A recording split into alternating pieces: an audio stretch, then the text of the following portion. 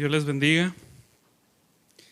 Es un gozo para mí estar otra vez aquí con ustedes, estudiando, meditando y aprendiendo más de nuestro Dios.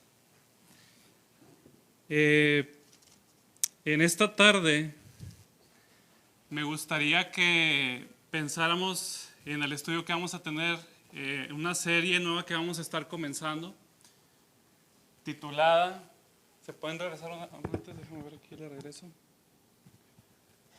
La serie se llama ¿Cómo estudiar la Biblia? Y yo sé que ahorita en nuestros días hay tantas herramientas que nos dan y todas ellas obviamente son muy buenas. Y todas y cada una de ellas contribuyen al conocimiento de Dios, no hay duda. Y yo le ruego a Dios que durante esta serie que vamos a estar teniendo por algunas semanas, que la que vamos a estar viendo a partir de hoy y las que se seguirán dando sean también una oportunidad y una herramienta más para conocer a nuestro Dios, tal como Él se ha revelado en la Escritura. Así que pongamos antes de comenzar este tiempo en las manos del Señor y que sea Él quien nos hable, que sea Él quien nos ayude a conocer ese Dios de gracia y ese Dios de amor que tenemos, y que Él sea el que se glorifique en esta noche. Vamos a orar para poner este tiempo en manos del Señor. Padre, te damos gracias por tu palabra. Gracias porque no nos has dejado solos, Señor, sino que nos has dejado con la bendita herencia de tu palabra donde tú te revelas. Y es por esto que te rogamos, Señor, que en esta noche nos ayudes a poder maravillarnos más de tu obra, de tu palabra, del conocimiento de ti, Señor. Y que todo lo que se diga aquí en esta tarde sea para la gloria y alabanza de tu nombre. Ayúdanos, Señor, a tener cada vez más y más un conocimiento de tu amor, de tu fidelidad, para la gloria de tu nombre y para la edificación de tu iglesia. Todo esto te lo pedimos en el nombre de Jesús. Amén y amén. Bueno, pues dentro de estas herramientas de estudio, me gustaría que en esta tarde habláramos de una que se conoce como teología bíblica. Y esta definición puede ser un poquito engañosa porque cuando alguien lee teología bíblica dice, yo ya sé qué es eso. Teología bíblica es que yo saque mi teología de la Biblia. Eso es teología bíblica. Pero esta definición es engañosa porque realmente eso no es teología bíblica. Pero déjame decirte que esta herramienta para mí es, en lo personal, esto es algo personal, a mi parecer, es la mejor herramienta que un creyente puede tener para interpretar la Escritura. Y ahorita vamos a ver por qué. Y como nota aclaratoria, las definiciones que voy a dar, yo las hice, ¿por qué? Porque a veces creo que en el mundo académico se manejan unas definiciones un poco difíciles de entender. Entonces las que yo voy a poner aquí, las traté de hacer lo más sencillas, que si aquí un niño de 5 años la puede entender. Y la idea es que si también tienen preguntas, siéntanse la libertad de hacerme preguntas. No se trata de que yo nada más voy a estar aquí hablando. Si alguno de ustedes tiene preguntas, háganmelo saber, porque este es un tema tan importante y es una herramienta tan importante para interpretar la Escritura correctamente. Bueno, sin más preámbulo, vamos a ver primero que nada la definición de qué es teología. Y esto es importante porque nos va a llevar a lo que es teología bíblica. Entonces, ¿la teología qué es? Respuesta, el estudio de Dios. Así de sencillo. No hay gran secreto detrás de ello. Dios, el Dios vivo, se ha dado a conocer al mundo por su propia voluntad. Y esa revelación se puede conocer de 3 maneras, aunque yo aquí puse 2. Pero se puede dar de 3 maneras. A través de la creación, como dice, por ejemplo, los Salmos, los cielos cuentan la gloria de Dios. Pero hay otras 2 muy importantes que puse aquí nada más como una ayuda para ustedes. El estudio de Dios tal como se ha revelado en Jesucristo y en las Escrituras. Entonces nosotros cada vez que nos acercamos a leer la Biblia, a interesarnos más de la palabra de Dios, estamos haciendo teología. ¿Por qué? Porque estamos luchando con esta gran batalla entre nuestro corazón y la revelación de Dios. ¿A qué me refiero? que nuestro corazón ya tiene por default algunas definiciones de quién es Dios.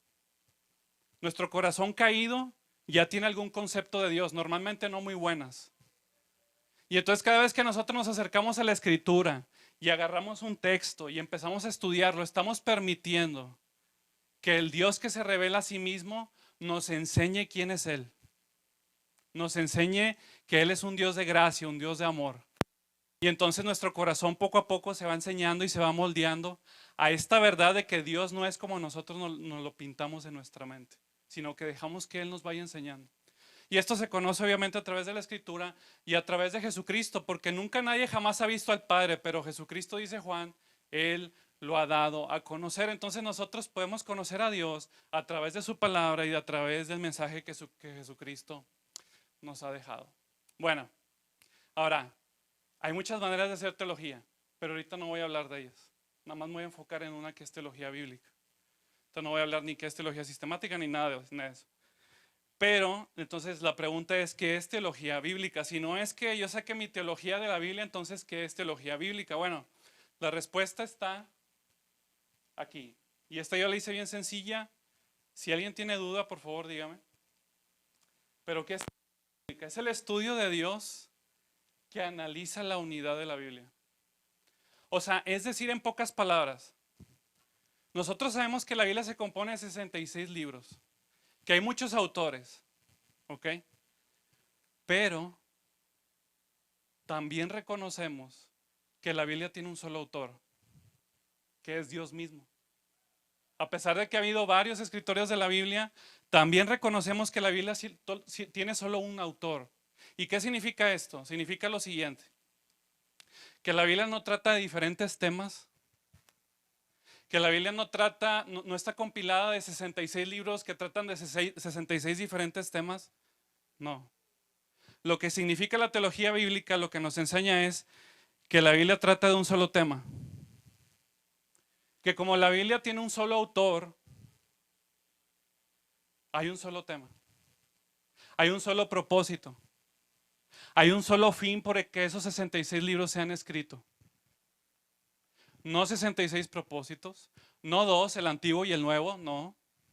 Sino que la Biblia nos enseña que hay un solo tema, un solo propósito, un solo autor y cada una de las historias, yo aquí tengo que convencerles de esto porque si yo aquí fallo, haz de cuenta que no vine hoy. Cada una de las historias contribuyen a ese tema principal. Ya sea que tú te encuentres en Génesis, que te encuentres en Éxodo, en Nahum, en Habacuc, cada una de esas historias que tú lees ahí contribuyen a ese tema principal del cual Dios quiere que entendamos. ¿Sí? ¿Hasta aquí alguien tiene alguna duda, alguna pregunta? Un solo tema en toda la Biblia. Ahora, por supuesto, la pregunta que nos podemos hacer es, bueno, si hay un solo tema, pues, ¿cuál es ese tema, verdad? Si la Biblia no trata de 66 temas, o si la Biblia no trata de Moisés, ¿de qué trata verdaderamente la Escritura? ¿Por qué decimos que nada más un tema? Bueno, esto es lo que la teología bíblica responde, y por ende esta es una convicción cristiana, no judía, no musulmana, esta es una convicción cristiana. Y entonces yo aquí la resumí, y yo sé que puede haber gente que esté en desacuerdo, está bien, pero yo aquí la resumí bajo esta frase: ¿cuál es el tema principal o el único tema en el que la Biblia se enfoca? Que es el siguiente: la muerte y la resurrección de Jesucristo son el centro que une toda la interpretación de la Escritura. Voy a volver a repetir: la muerte y la resurrección de Jesucristo son el centro que une toda la interpretación de la Escritura. ¿Qué quiere decir esto? Que si tú te encuentras en Deuteronomio, cualquier pasaje que tú estés leyendo, y quiero que no se malinterprete lo que voy a decir, cualquier pasaje que tú estás leyendo de cierto modo contribuye a la obra y a la persona de Jesucristo. De modo que, ¿de qué trata Nahum? De Cristo. ¿De qué trata Deuteronomio? De Cristo. Ahora, no estoy queriendo decir que, por ejemplo, cuando tú leas una historia en la Biblia como la de Rahab, tú tengas que estar buscando quién es Cristo. Ah, el lienzo rojo que ella puso ahí, este lienzo rojo significa Cristo. No, no estoy queriendo decir eso. Lo que estoy queriendo decir es que cada historia que la Biblia nos enseña, de cualquier personaje, de cualquier rey, de cualquier profeta, contribuye a la gran historia del Señor Jesucristo. Por ejemplo, la historia de Rahab, ¿en qué contribuye? Bueno, pues que ella es la tatarabuelita del Señor Jesucristo. Nada más por darles un ejemplo.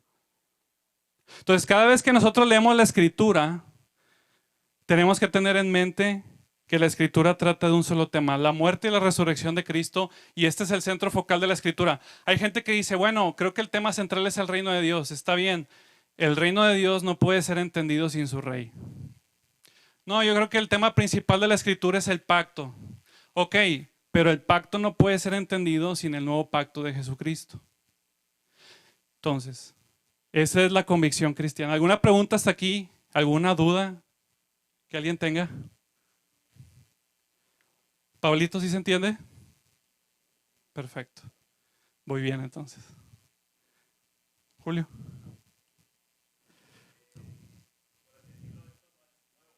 Ajá. Ah, bueno, ahorita voy para allá. ¿No, no? Sí, pero si vas a decir algo. Ajá. ¿Cómo? Ujú. Amén. Amén. Parece profeta, Julio. Bueno, y ese es el punto, que alguien va, a lo mejor alguien va a tener la duda de dónde sale esto. A lo mejor el hermano Eduardo se lo está inventando y me quiere convencer un coco wash aquí, ¿verdad? Pero no, mira lo que dice ahí Lucas 24:27. Y obviamente yo no puse todo el pasaje, pero es cuando están en el camino de Maús y los discípulos están algo tristes porque pues el Señor ya no está con ellos. Y dice que Jesucristo cuando se les acercó les dice, duros de cerviz, ¿que no saben que esto estaba escrito, que el Mesías padeciese? Y luego fíjate lo que dice después de ese contexto. Y comenzando desde ¿dónde? Desde Moisés, es decir, Génesis, Éxodo, Levítico, Deuteronomio, Números, me brinqué. Comenzando desde Moisés y siguiendo por todos los profetas. Jesús, yo se lo puse ahí nada más para aclarar el contexto, Jesús les declaraba en todas las escrituras lo que de él decían. Entonces quiere decir que cuando Jesús vino a Deuteronomio, ahorita que estamos haciendo la lectura de Deuteronomio, él les decía, mira, aquí en Deuteronomio 30 aquí estoy yo. Mira, en Deuteronomio 28 cuando habla de la bendición de obedecer y la maldición de desobedecer, aquí estoy yo. En todas las partes el Señor de hecho esa palabra les declaraba les interpretaba lo que la Escritura decía de él. Ahora, no nada más a los dos discípulos, sino que cuando se le apareció a los apóstoles, fíjate lo que les dijo. Estas son las palabras que os hablé, Cristo hablándole a los discípulos, estando aún con vosotros, que era necesario que se cumpliese todo lo que está escrito de mí en la ley de Moisés, en los profetas y en los salmos. Les dice tan solo unos versículos más adelante. O sea, y yo por eso me agarré esta imagen. ¿Por qué? Porque esta es la convicción cristiana, que el Antiguo Testamento, aunque dice Old Testament, pero está bien, el Antiguo Testamento apunta hacia las promesas de Dios hechas en la persona de Cristo. O sea, cada historia tiene como propósito enfocarse en la promesa futura de la venida de Cristo. Y el Antiguo Testamento son las promesas de Dios cumplidas en la persona de Cristo. Por eso está ahí como una flechita arriba de la cruz, porque es en su muerte y en su resurrección que las promesas de Dios hechas en el antiguo pacto se cumplen o se hacen y en el Nuevo Testamento se cumplen. Entonces, ¿de qué trata la Escritura? De la obra y de la persona de Cristo. Esa es la razón. Y obviamente es difícil al principio ligar estas cosas. A veces alguien va a decir, bueno, ¿y esta historia cómo se... no digo que sea algo fácil, pero si nosotros poco a poco vamos conociendo la Escritura, adquiriendo ese conocimiento del Señor y de la palabra, nos daremos cuenta que aún la más mínima historia está conectada con la historia de la redención. ¿Por qué Dios salvó a José? ¿Porque José era santo? No. Porque tenía que preservar a la descendencia de Jacob por medio de cual vendría el Mesías. Es decir, cada historia apunta hacia el Señor Jesucristo. ¿Alguna duda, alguna pregunta, algún comentario? Este tema es muy importante. Ahorita van a ver por qué. Ahorita les estoy contando como que el fundamento. Pero ahorita que empecemos a interpretar, vamos a hacer unos ejercicios juntos. Nos vamos a dar cuenta de lo importante que es esto. Y que si no tenemos esto en cuenta, podemos caer en grandes peligros de interpretación de la Escritura. Como muchas iglesias hoy, no necesariamente adrede, pero aunque no se adrede, caen en ese error de interpretación. ¿Alguien tiene alguna duda? ¿Pregunta hasta aquí? ¿Payo? ¿Todo bien? Perfecto. Bueno, algunas pautas para que ustedes escriban ahí. ¿Cómo se hace la interpretación desde un punto de vista de teología bíblica? ¿Cómo se hace la interpretación desde un punto de vista de teología bíblica? Ahí va. Yo estoy aquí en este pasaje de la Escritura y ¿qué voy a hacer? Vamos a decir que estamos en Deuteronomio. ¿Qué voy a hacer? Bueno, voy a leer el pasaje y lo voy a interpretar de una manera normal y natural. ¿Sí? Está aquí Moisés, está hablando con el pueblo de Israel, les está platicando acerca de la renovación del pacto. Y entonces yo lo voy a leer naturalmente. ¿Qué es lo que me enseña el pasaje? ¿Verdad? No sé si ya se escucha. Segunda cosa que tenemos que hacer para usar la herramienta de teología bíblica. Observa en qué época se desarrolla el pasaje. Esto es muy importante porque cuando tú estás, por ejemplo, igual en Deuteronomio, ¿en qué época estamos? Bueno, estamos en la época del pacto de Dios con Israel. Entonces, cuando leemos este pasaje de Deuteronomio, Dios les está hablando a los israelitas. Entonces, vengo al pasaje, lo leo naturalmente y también pienso en qué época de la escritura estoy. Estoy en los tiempos de Moisés, estoy en la época de los reyes, de los profetas, estoy en el Nuevo Testamento. Ahorita vamos a ver por qué todas estas herramientas son importantes. Pero una vez que ya hiciste esas dos cosas, que son las cosas más naturales que hacemos, quiero que pienses qué tenemos que hacer. Punto número 3. Busca pasajes similares en libros anteriores. O sea, es decir, si yo estoy en Mateo 19, y lo digo porque lo traigo fresco, si yo estoy en Mateo 19 y dice, por lo tanto dejará al hombre a su padre y a su madre y se unirá a su mujer, y los dos serán una sola carne, lo primero que tengo que hacer es, ¿qué pasaje antes de Mateo 19 me habla de la misma cosa? Dejará al hombre a su padre y a su madre y se unirá a su mujer. Ah, bueno, eso me lo dice Génesis capítulo 2. Perfecto.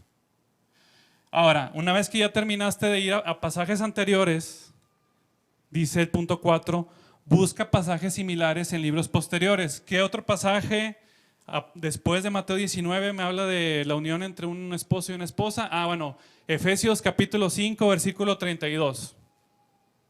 Hablando de la unión entre Cristo y su iglesia. Ya una vez que tú completaste de hacer este ejercicio, entonces vas a poder hacer teología bíblica. Entonces el pasaje que tú tienes por delante te va a ser más claro y vas a poder hacer una aplicación bíblica a tu vida. ¿Sí? Yo sé que todavía ahorita estamos en la teoría y como que pues no sé ni de qué me está hablando el hermano, pero ahorita en la práctica espero se vaya clarificando un poquito más. Entonces, 4 cosas que tienes que hacer para hacer teología bíblica. Lees el pasaje, piensas en qué época estás. Tercera cosa, buscas esos mismos pasajes antes del en el que estás, en cualquier otro libro antes, pero también después buscas ese mismo pasaje o cualquier referencia en lugares posteriores. ¿Hasta aquí alguna pregunta, alguna duda? ¿Todo claro? Wow. Nota, La teología bíblica presenta siempre una demanda ética para vivir las escrituras. Es decir, cuando tú termines de hacer teología bíblica, te vas a dar cuenta que la escritura nos va a empujar a vivir algo para la gloria de Dios. No nos va a dejar nada más con la cabeza llena, sino con el corazón también listo para adorar y para servir a Dios. Vamos a hacer un ejemplo, porque hasta que no hagamos el ejemplo va a quedar claro. Y reconozco que no es un ejemplo fácil, pero creo que es un ejemplo completo y esto a ustedes les va a dar mucha luz de por qué tenemos que interpretar la Biblia así. Bueno, ahí va el ejemplo. El templo de Dios. Vamos a suponer que estás haciendo la lectura de tu pasaje y estás en Éxodo capítulo 25, versículo 8. ¿Quién lo quiere leer? Éxodo capítulo 25, versículo 8.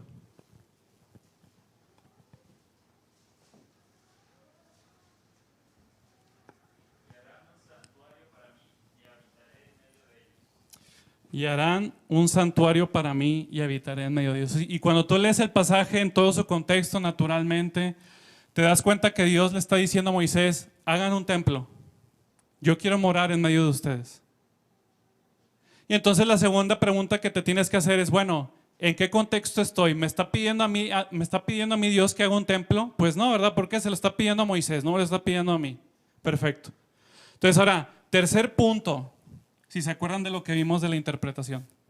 ¿Qué tenemos que hacer? Es ahora tenemos que ir a pasajes antes de Éxodo que nos hablen del templo de Dios. Ahorita van a ver al final por qué tenemos que hacer todo esto. Entonces yo tengo, antes de Éxodo 25, tengo que buscar pasajes de la Biblia que me hablen acerca del templo de Dios. ¿Alguien sabe alguna referencia del templo de Dios antes de Éxodo? Por ejemplo en Génesis, que hable del templo. Si no, no pasa nada.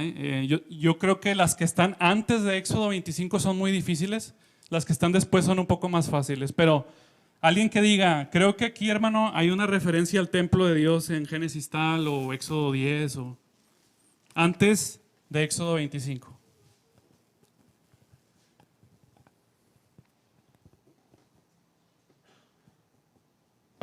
Les voy a dar un minuto para que...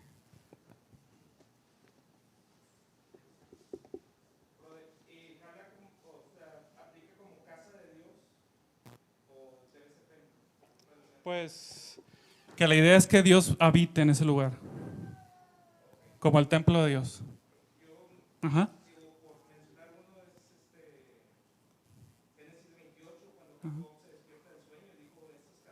Ok, muy bien. Génesis 28, perfecto.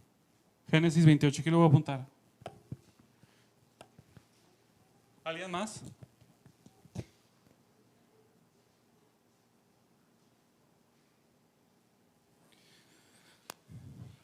Bueno, ahí les van unas pistas para que no se me vayan a...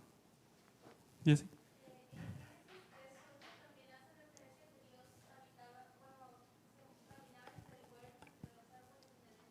¿Génesis qué es?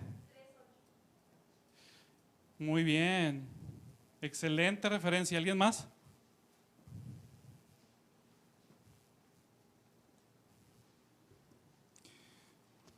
Bueno, ahí les va la primera.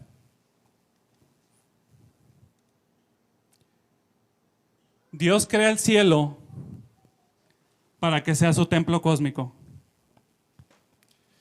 En Génesis 1:1 dice la escritura, en el principio hizo Dios el cielo y la tierra. Obviamente,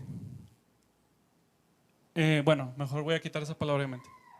Cuando nosotros leemos que Dios descansó al séptimo día de hacer su creación, la idea no es que está descansando porque estaba cansado.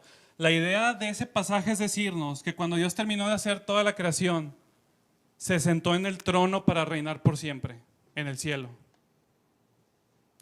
Y de hecho, si tú lees Génesis capítulo 1, versículo 14, cuando dice que Dios estaba creando todo el universo, dice que creó lumbreras.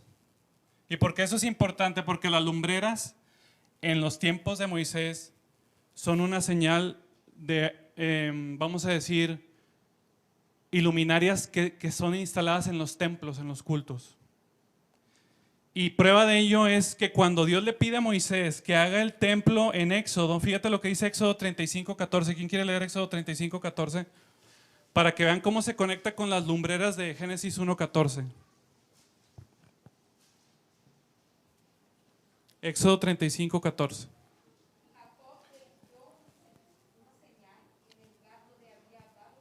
Éxodo 35:14. No, está bien.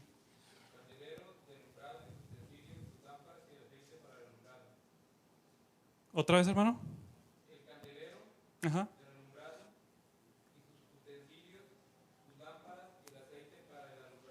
Entonces, Dios está diciendo, ¿sabes qué? En el tabernáculo pónganme el aceite para alumbrar. Y esa misma palabra es la que encontramos en Génesis capítulo 1, versículo 14.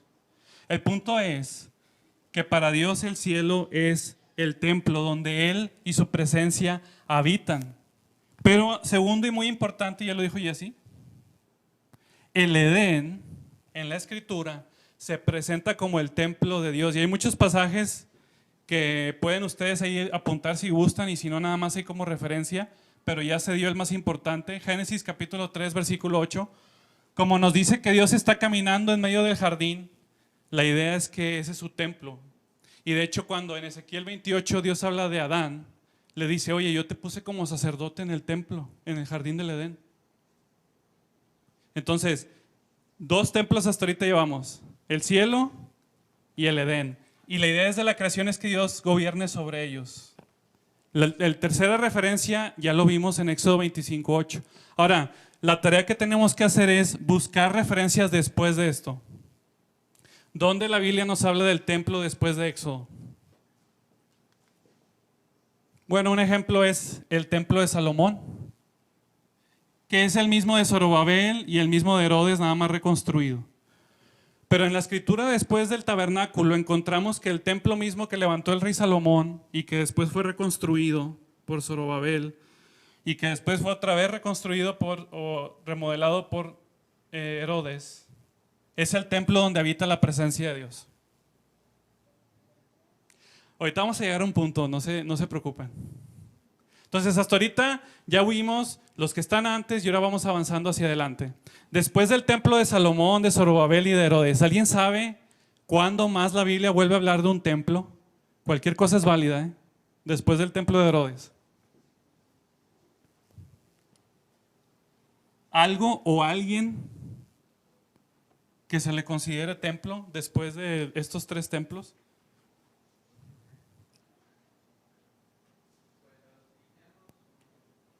Muy bien, a los cristianos. Nada más que, está excelente, nada más que hay uno antes de los cristianos. Muy bien. Jesús es el templo de Dios. Y la prueba obviamente es que cuando está en el monte de la transfiguración dice que la nube descendió sobre él. Igual que en Éxodo capítulo 25. ¿Sí? Y la hermana también dio el pasaje correcto, creo que lo puse ahí. Sí, Génesis 22, capítulo 2, versículo 21. Que dice, en 3 días yo voy a levantar este templo, lo dice Juan, que estaba hablando del templo de su cuerpo. ¿Y por qué Jesús como templo? Bueno, porque a través de Jesús tú puedes tener un encuentro con Dios. Así de sencillo. ¿Sí?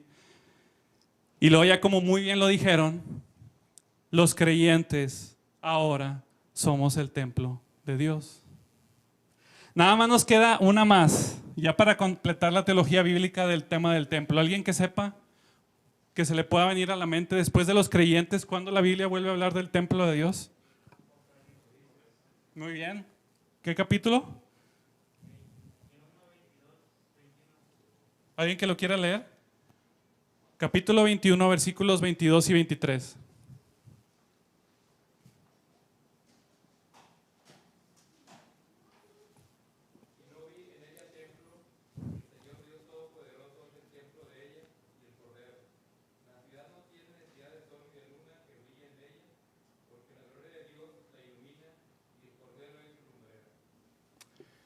Entonces, estás en Éxodo 25:8, es tu devocional de hoy, y lees que Dios le dice a Moisés, hazme un santuario para que yo habite en medio de ustedes. ¿Cuál sería tu devocional ahí? Tu aplicación. Pero si tú haces teología bíblica, y haces todo lo que acabamos de ver, yo te voy a decir cuál puede ser una aplicación válida, aunque pueda haber más. Fíjate cuál es la aplicación. Somos llamados a expandir el templo de Dios. ¿Por qué? Porque en la gran comisión Cristo les dice, vayan y hagan discípulos. Y si nosotros como creyentes somos el templo de Dios, que estamos buscando ganar otras almas para Cristo, ¿qué estamos haciendo? Estamos expandiendo el templo de Dios. Para que ahora sí el templo de Dios y la presencia de Dios cubran toda la tierra. Entonces siempre la teología bíblica va a tener una aplicación a mi vida. ¿Por qué? Por la naturaleza de su interpretación no nos va a dejar solos, sino que obligatoriamente va a crear una demanda en nuestras vidas. Y si nosotros estudiamos el tema del templo, vamos a llegar a la conclusión de que ahorita, en esta época en la que vivimos como creyentes, el mandato de Jesucristo es, ustedes como sacerdotes, vayan y anuncien, vayan y llenen la tierra de mi gloria. Y entonces en la medida que las personas se vayan convirtiendo, el templo de Dios se va a ir expandiendo a lo largo de toda la tierra. ¿Alguna duda, algún comentario acerca de esto? Si alguien tiene una duda, por favor, no se quede callado. Y ahorita vamos a ver por qué este tema es tan importante, porque llegamos a Deuteronomio y decimos, pues no sé ni siquiera cómo aplicar esto a mi vida. Leo en Deuteronomio 24, si hayas algo indecente en tu mujer, dale carta y digo, ¿cómo lo aplico eso a mi vida? Pero no es hasta que hago teología bíblica que lo voy a poder aplicar a mi vida. ¿Alguna duda? Este tema es tan importante, tan importante. ¿Me lo notó?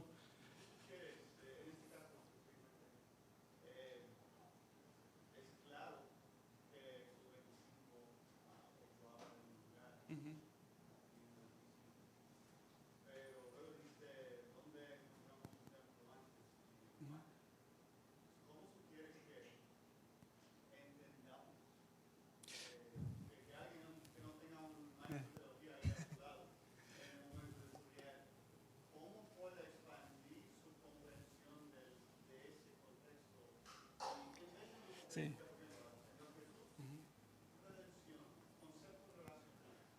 Fíjate que yo por eso siempre me ayudo a platicar con mi esposa los temas, porque ella es buenísima para...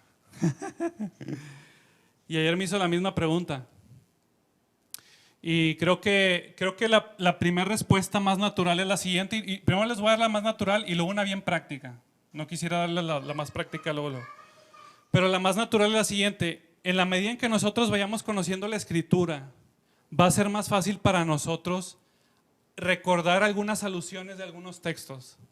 Por ejemplo, cuando dice que Jesús sopló en los discípulos para que entendieran las Escrituras, ¿dónde más encontramos que Dios sopló a alguien?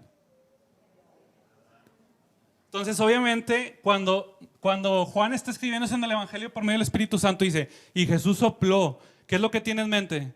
Génesis, por supuesto, no hay duda de ello.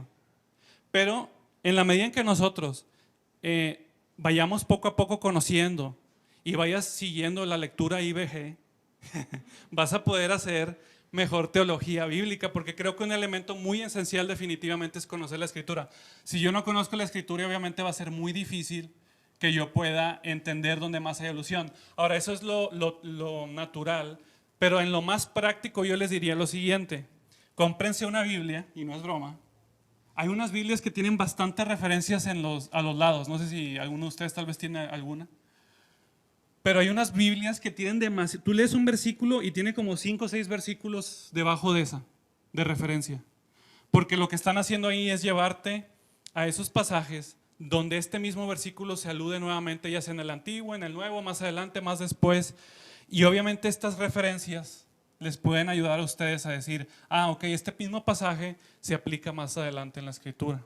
Eso es algo súper práctico, espero les ayude, pero creo que lo más esencial es que conozcamos la Escritura. Obviamente a veces va a ser difícil, es algo que toma tiempo, pero es algo muy necesario, sobre todo en el Antiguo Testamento. Les digo, nosotros llegamos a la lectura de Deuteronomio, leemos el pacto en el capítulo 30 y digo, ¿y qué voy a hacer yo con esto? O sea, no sé qué hacer. Pero cuando hacemos teología bíblica, la Escritura nos va a decir qué vamos a hacer. ¿Alguna otra pregunta? Sí, claro. Sí, sí, sí.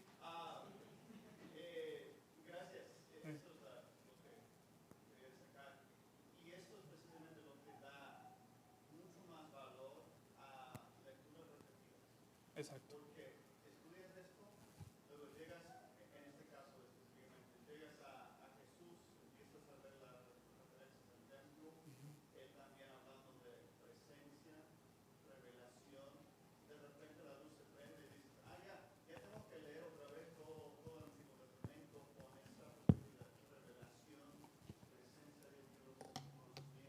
Exacto. ¿Saben? Un error que pasa muy común en los hoteles. Si tú abres el cajón en el hotel, te vas a encontrar una Biblia, ¿sí o no? Pero normalmente, ¿cómo es esa Biblia? El puro Nuevo Testamento. ¿Saben por qué? Porque no está ese entendimiento de que la Biblia es una sola. Hay gente que dice, ¿el Antiguo Testamento para qué? Óyeme. Si aquí habla de la gracia de Dios en la obra de Jesucristo en el Antiguo Testamento. Pero nuestro concepto erróneo de la Escritura es, no, es que el Antiguo no me sirve para nada. Pero déjame decirte, todo el Nuevo, ¿sabes lo que hace el Nuevo? Es simplemente explicar el Antiguo, desarrollar el Antiguo. Hay tantas referencias en el Nuevo del Antiguo que nos sorprendería. Nos sorprendería saber que muchas referencias del Nuevo están ligadas al Antiguo Testamento. Entonces, para conocer el Nuevo hay que conocer el Antiguo Testamento. ¿Iba a decir algo, hermana?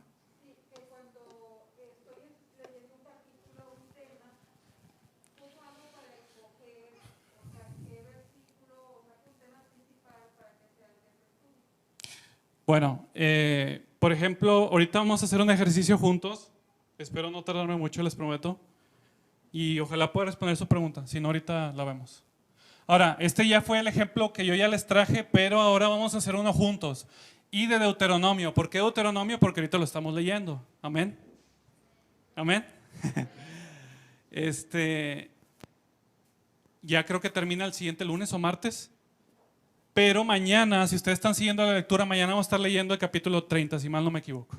Puede que se me esté rayando el risco. Bueno, entonces vamos a Deuteronomio capítulo 30 para hacer teología bíblica. Vamos a hacer juntos este ejercicio de Deuteronomio. Y aquí vamos a ver cómo hacer teología bíblica y cómo esto nos ayuda a aplicar la escritura en nuestras vidas.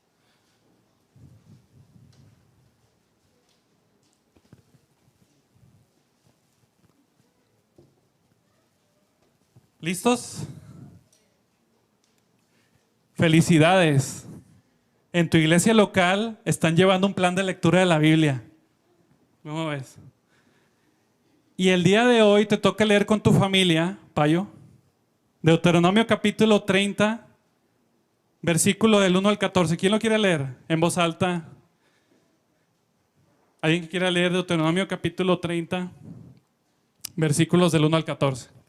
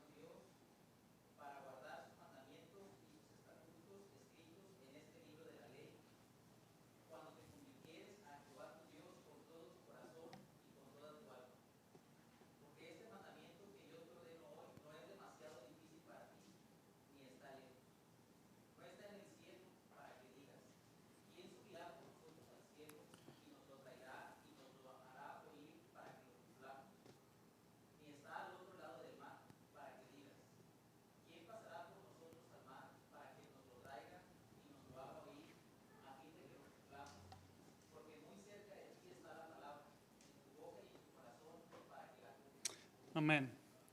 Suponiendo que no hiciéramos teología bíblica, ¿quién quiere darme unas aplicaciones de este pasaje así como lo lee? ¿Alguien que quiera darme algunas aplicaciones? Y ahorita después de hacer teología bíblica la comparamos y vemos si hay diferencia o no. Vamos a suponer que estás ahí con tu familia, ya leíste el pasaje. De hecho no sé, a ver, es viernes en la noche y mientras estás leyendo el pasaje tu esposa y tus hijos te preguntan, ¿y este pasaje, papá, con qué se come? O sea, no entendemos nada, ¿verdad?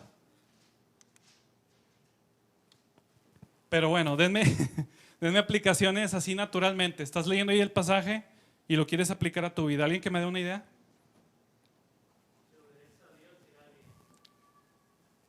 Híjole, soy medio mal escritor, pero si obedeces, me irá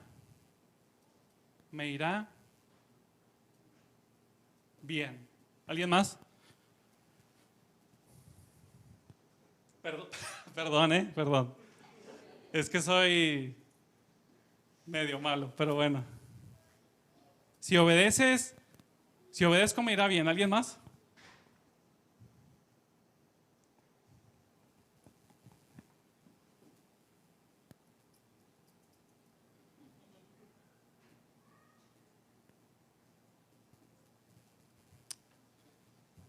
¿No?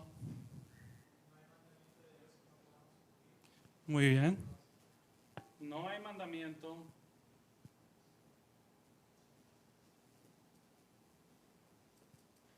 No hay mandamiento, punto. Que no. Uno más. Y oirás la voz de Jehová.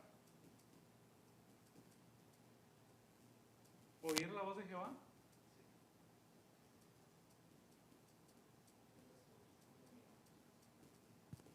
Ahora vamos a compararlo cuando haces teología bíblica. Y vamos a ver al final si hacen, yo digo match, pero está mal, si hacen conexión. Bueno, ahora, versículo del 11 al 14. Hay más ejemplos, pero nada más me voy a enfocar en uno por cuestión de tiempo, ¿verdad? Les pido disculpas por eso. Si alguien al final quiere ver el otro, porque en el versículo 6 también hay algo de teología bíblica, pero vamos a enfocarnos del 11 al 14. Lo voy a leer yo. Porque este mandamiento que te ordeno hoy no es demasiado difícil para ti ni está lejos. No está en el cielo para que digas, ¿quién subirá por nosotros al cielo? Y nos lo traerá y nos lo hará oír para que lo cumplamos. Ni está al otro lado del mar para que digas, ¿quién pasará por nosotros el mar para que nos lo traiga y nos lo haga oír a fin de que lo cumplamos? Versículo 14, porque muy cerca de ti está la palabra, en tu boca y en tu corazón. Conclusión, para que la cumplas. ¿Alguien sabe si antes de este capítulo de Deuteronomio hay alguna vez que se repita algún versículo de entre el 11 y el 14 antes de Deuteronomio? Que diga, en Génesis está este mismo versículo. O en Éxodo. Puede ser que no, no piensen que siempre tiene que ser así. Pero creo que es bueno que sigamos todo el procesito.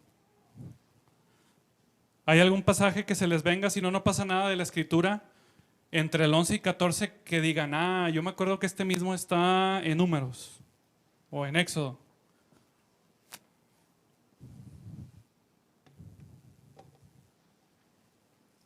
¿No? Bueno, pregunta, ¿alguien iba a decir algo? ¿No? Bueno, pregunta, ¿hay algún pasaje después de Deuteronomio que haga referencia a este? Mayra.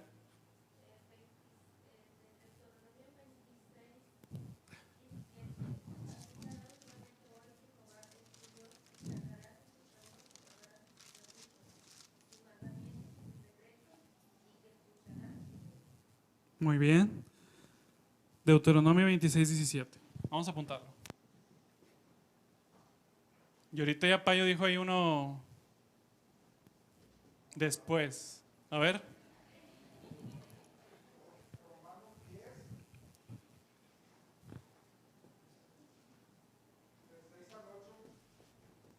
Yo te lo voy a poner del 5 al 13. ¿Alguien quiere leer Romanos 10 del 5 al 13 si es tan amable? Y ahorita vamos a ver cómo esto, qué aplicaciones nos va a terminar arrojando. Romanos capítulo 10, versículo del 5 al 13. ¿Alguien que lo quiera leer?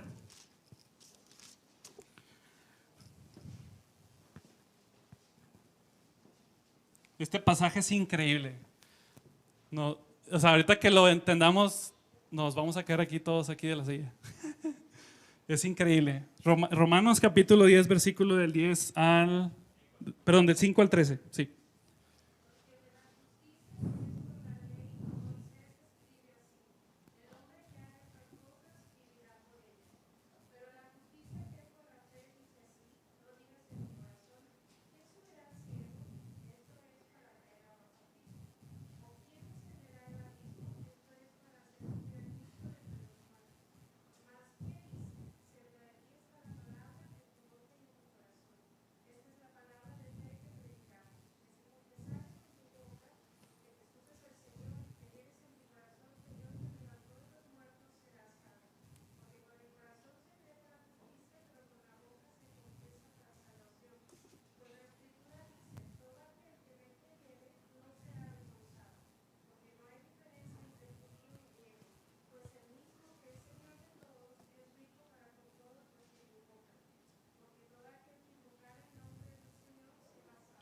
Gracias, Ori. No, hombre, este versículo es increíble. Yo de verdad ayer que lo estaba leyendo me quedé. Hay dos contrastes aquí en el versículo. La justicia que es por la ley y la justicia que es por la fe. Y Pablo nos dice en el versículo 5, porque la justicia que es por la ley, Moisés escribe, no dijo escribió, me encanta esto y lo va a estar usando. O sea, no dice, esto fue hace mucho tiempo, dice, hoy no sigue hablando el de Deuteronomio. Es por eso que me encanta este pasaje, porque no dice en el pasado, sino dice, porque Moisés escribe en el presente, y esto, aunque esto es del Levítico 18, el hombre que haga estas cosas vivirá por ellas. Es decir, ¿sabes qué? Todo aquel que quiera vivir bajo la justicia de la ley, tiene que vivir obedeciendo los mandamientos de la ley. ¿Tú quieres recibir la bendición de Dios? Como fue una de las aplicaciones. ¿Tú quieres recibir la bendición de Dios? Haz. Cumple. Obedece. Pero me encanta que después hace el contraste en el versículo 6. Esto es increíble. Dice, pero la justicia que es por la fe, dice así. No digas en tu corazón, y si se acuerdan es exactamente el mismo versículo que leímos en Deuteronomio capítulo 30, versículo del 11 al 14. Pero dice, versículo 6, pero la justicia que es por la fe dice así, no digas en tu corazón. Ahora, ¿alguien quiere leer Deuteronomio 9:4? Porque ese versículo en particular, esa frase, no digas en tu corazón, la está sacando Pablo de Deuteronomio capítulo 9, versículo 4. Y ahorita vamos a ver por qué Pablo se la agarra de ahí. Deuteronomio capítulo 9, versículo 4.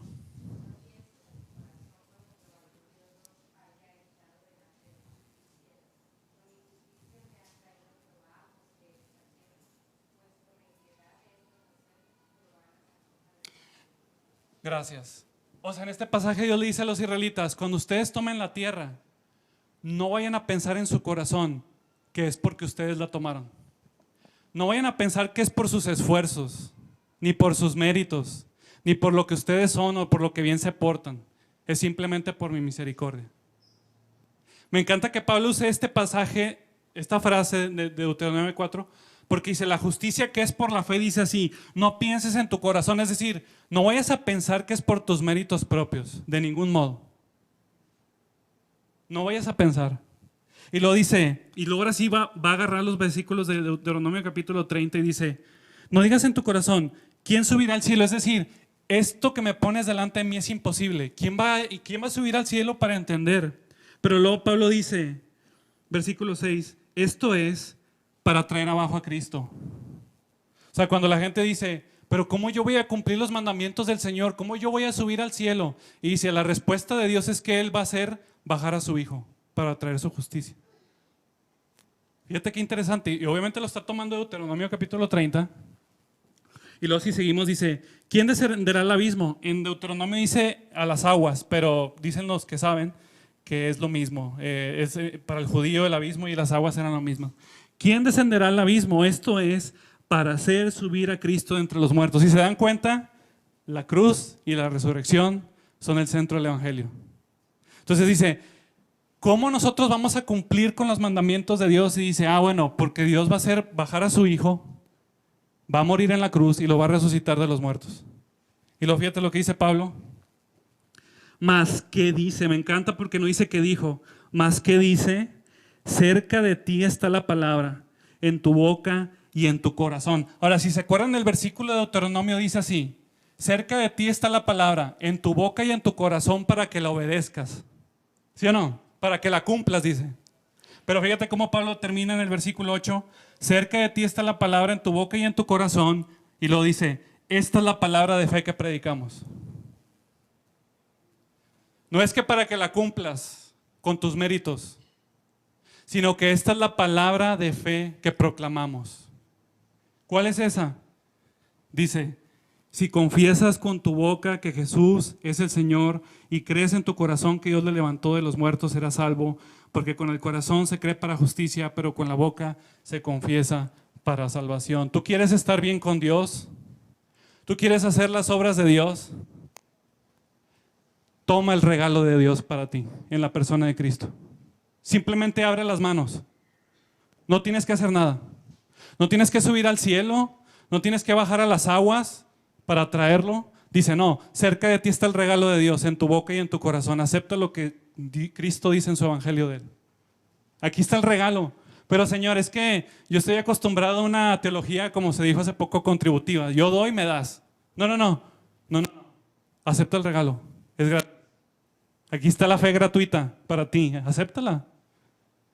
Y por eso es que es increíble este pasaje.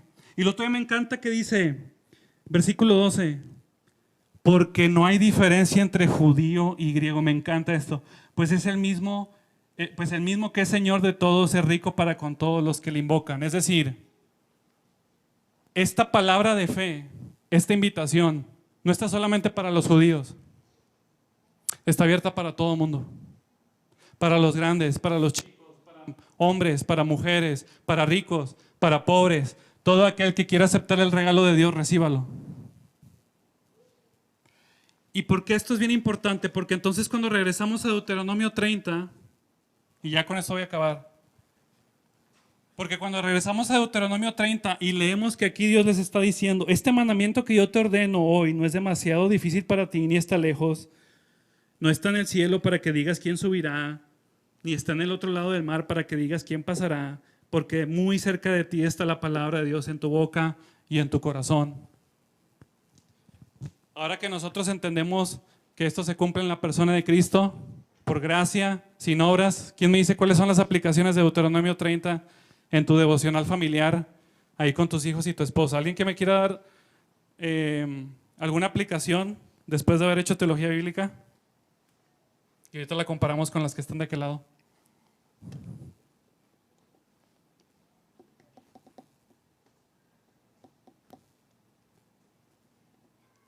¿Cuál sería una aplicación de Deuteronomio 30 a la luz de lo que leímos en Romanos?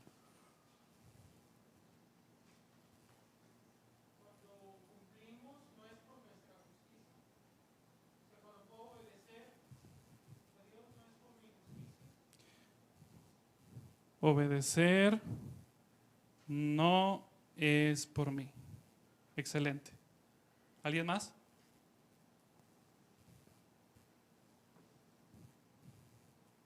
¿Cómo puedo estar bien con Dios?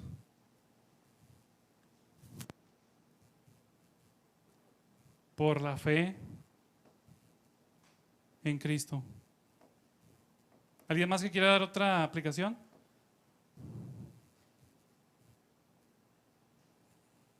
Si no, ahorita yo apunté ya unas y ya con eso acabamos.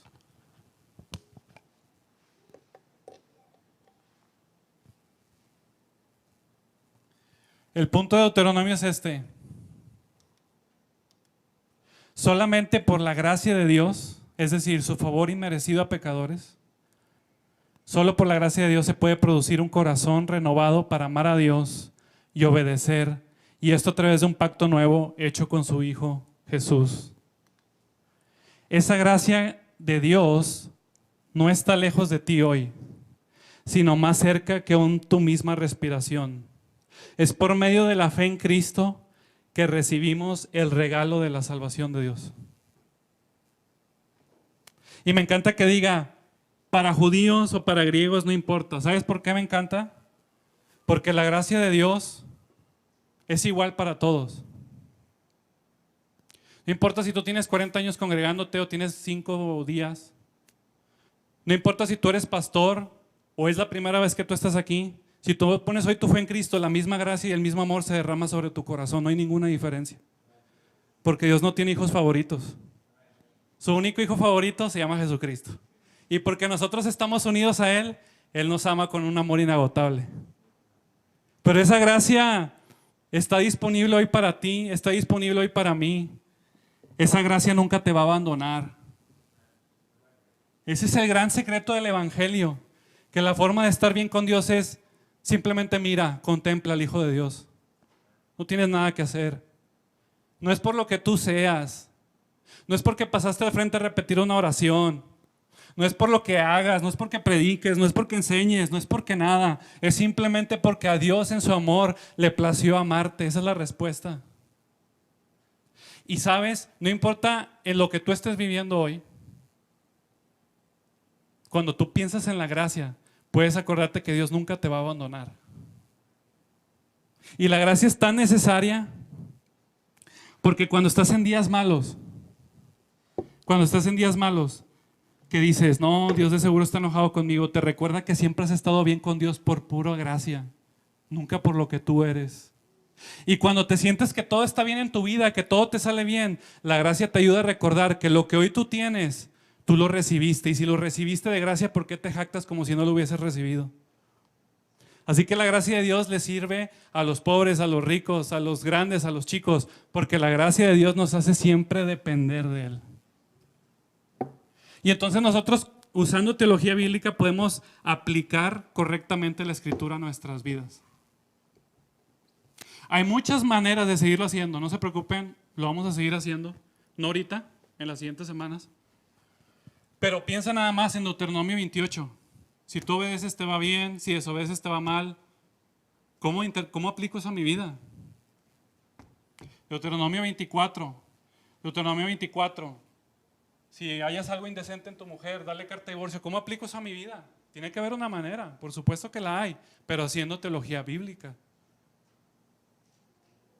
Entendiendo que cada pasaje, de cierto modo, me está llevando hacia la persona de Cristo. ¿Sí? ¿Algún comentario?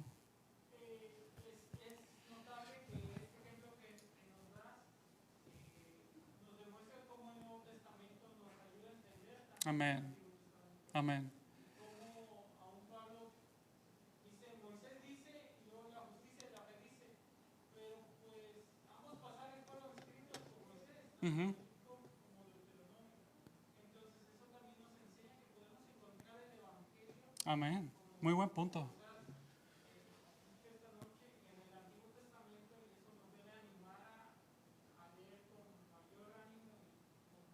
Amén.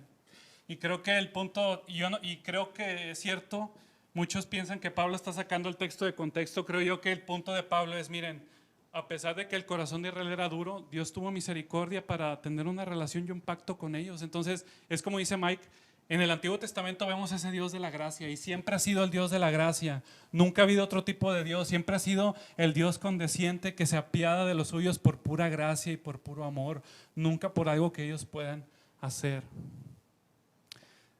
La siguiente semana vamos a ver el tema del pacto en toda la Biblia, porque ahorita vimos que la única manera de obedecer a Dios es que Dios circuncide nuestro corazón, y ese es un tema del pacto de Dios.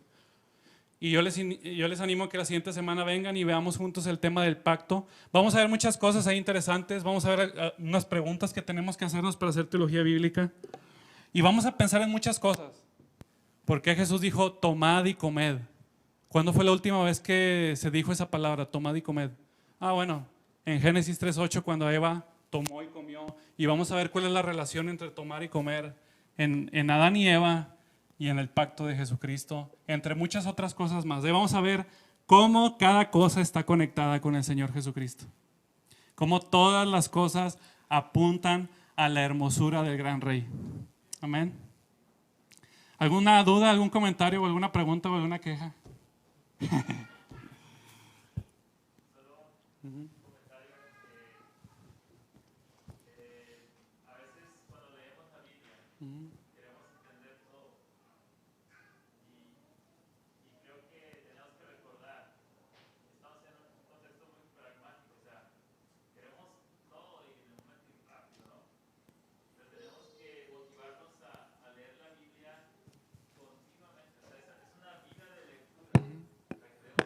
Amén.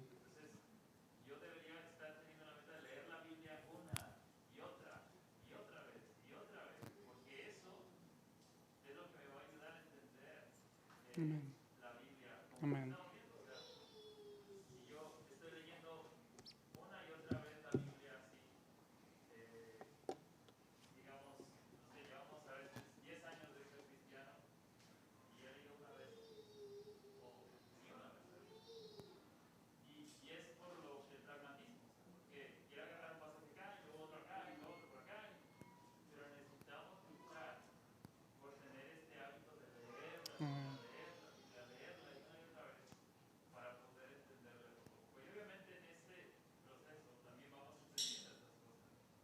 Así es. Amén.